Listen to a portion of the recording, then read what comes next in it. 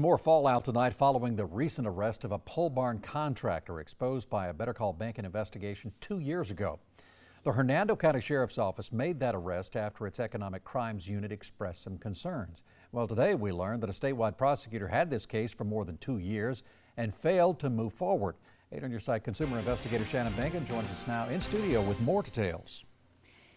Keith, the Sheriff's Office sergeant overseeing this investigation sent an unusual email to victims about these concerns. And hours after I shared that email with the Florida Attorney General's office, things changed.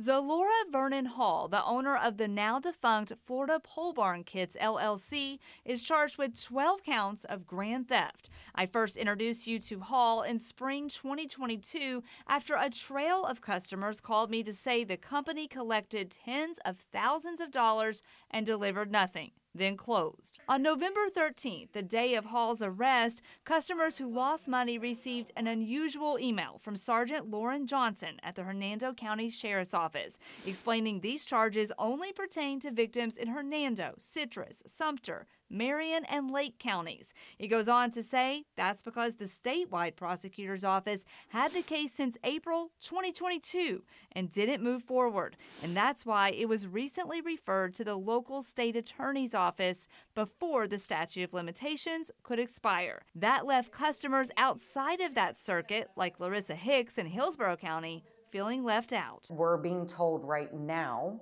that they have not started communicating with Hillsborough County or the other counties for the case.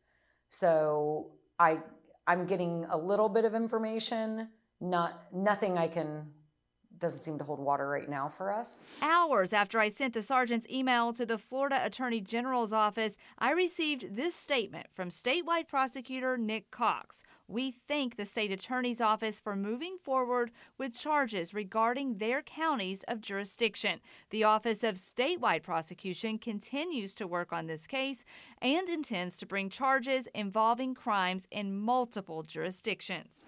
Meanwhile, the eyebrow-raising email from the Hernando sergeant also made clear their investigation continues into Vernon Hall's now ex-wife, who was co-owner of the company. Quote, while Mr. Hall was arrested, the investigation is ongoing, particularly regarding Tanya Hall's involvement.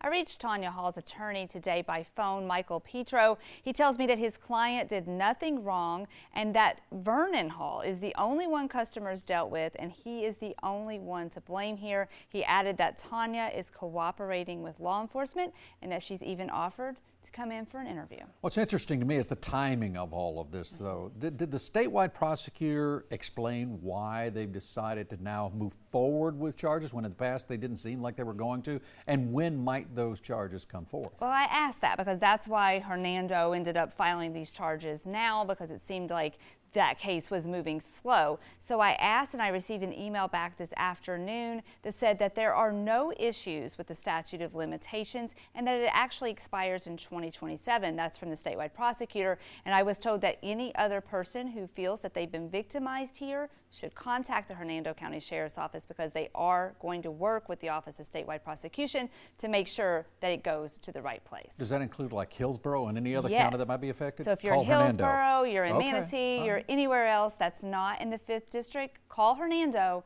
and they're supposed to get that to the statewide office. All right, more to come on this one. Thank you, Shannon.